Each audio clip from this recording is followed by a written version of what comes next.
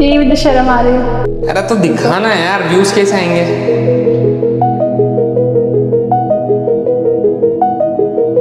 Gaming channel है दोस्तों, gaming skills नहीं दिखाई जाती, यहाँ पे दिखाई जाती है जो दोस्त मेरे को लिंक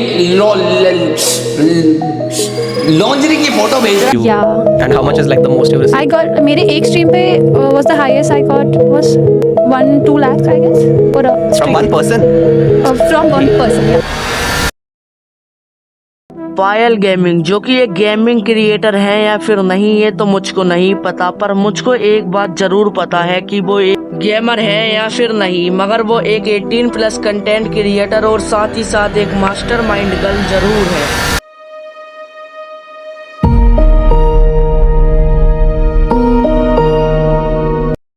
तो 13 अप्रैल 2024 को पायल गेमिंग के चैनल पर एक वीडियो अपलोड होती है जिसमें हमारे देश के प्राइम मिनिस्टर मतलब नरेंद्र मोदी जी उनके साथ एक मीटिंग होती है जिसमें गेमर फील्ड, मिथपेट, मोटोरल और भी काफी सारे क्रिएटर थे।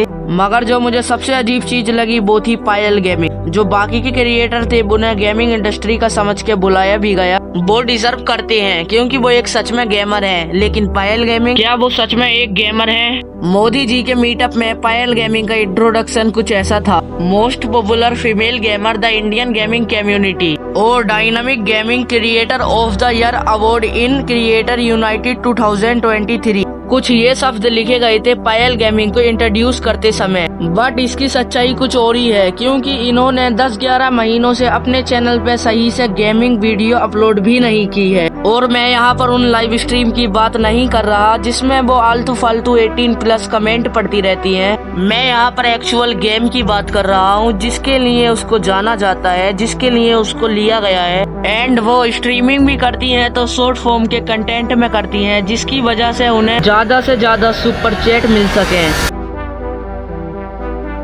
एक पॉडकास्ट में पायल गेमिंग ने अपनी सुपर चैट इनकम खुद रिवील की थी, जिसमें उसने बताया कि एक लड़के ने पायल गेमिंग को 1 लाख रुपए की सुपर चैट की थी। Yes, I got was 1-2 lakhs I guess for a From one person?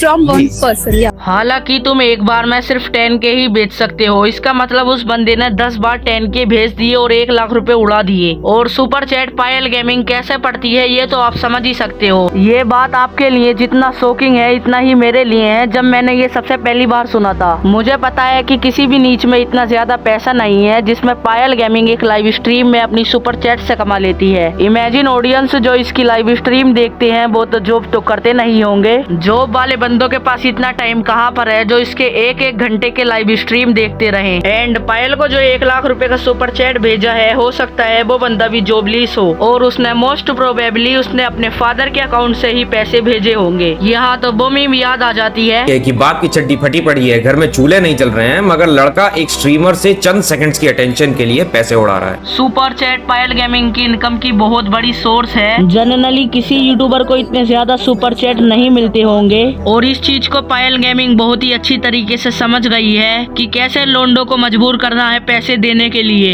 Oh my God, Santu ji, thank you so much for $200 और इन सब के चलते अगर कोई यूट्यूबर इनको क्रिटिसाइज या फिर रोस्ट या फिर एक्सपोज करे तो ये धमकी देती है उस यूट्यूबर को। Kid or what? Are you 18? Are you like below 18?